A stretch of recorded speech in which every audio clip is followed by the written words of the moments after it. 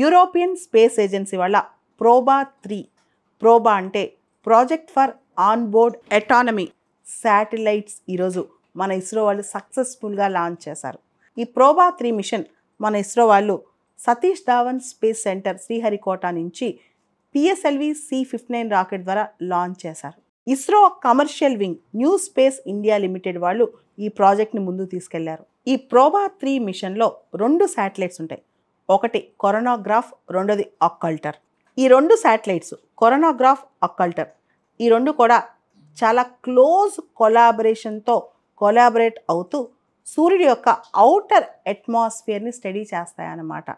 సూర్యుడి యొక్క outer atmosphere సూర్యుడి ఉష్ణోగ్రతలు సూర్యుడి మీద కంటే ఔటర్ అట్మాస్ఫియర్లో చాలా వేడిగా ఉంటాయి. సూర్యుడి యొక్క ఔటర్ అట్మాస్ఫియర్ స్టడీ చేయడానికి ఈ ప్రోబా 3 మిషన్ అనమాట.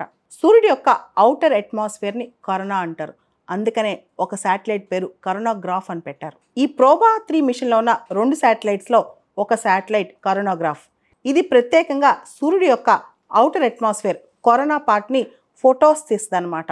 రెండవ శాటిలైట్ అక్కల్టర్ ఏదైతే ఉందో మొదటి శాటిలైట్ కరోనాగ్రాఫ్ తీసుకున్న ఇమేజెస్ని అక్కల్టర్ తీసుకుని ఆ ఫోటో ఇమేజెస్ని సన్లో ఉన్న మధ్య సన్లైట్ని అది బ్లాక్ చేస్తుంది అనమాట.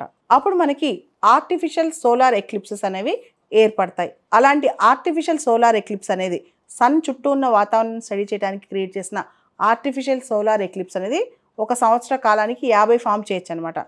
అలా ఫామ్ చేసి సన్ని స్టడీ చేస్తారనమాట. సన్ చుట్టూ ఉన్న అట్మాస్ఫియర్ని స్టడీ చేస్తారు.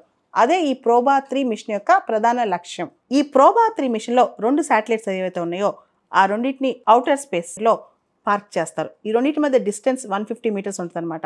ఎర్త్ నుంచి ఇవి పార్క్ చేసిన ప్లేస్ ఔటర్ స్పేస్లో దాదాపు 60,000 కిలోమీటర్స్ ఉంటుంది. యూరోపియన్ స్పేస్ ఏజెన్సీ వాళ్ళు ప్రోబా 1, ప్రోబా 2 ఎప్పుడైతే ప్రోబా 1, 2 పంపించారో అప్పుడు ఆరియన్ స్పేస్ రాకెట్స్ మీద పంపించారు. ఇప్పుడు ఇస్రో రాకెట్స్తో పంపిస్తున్నారు.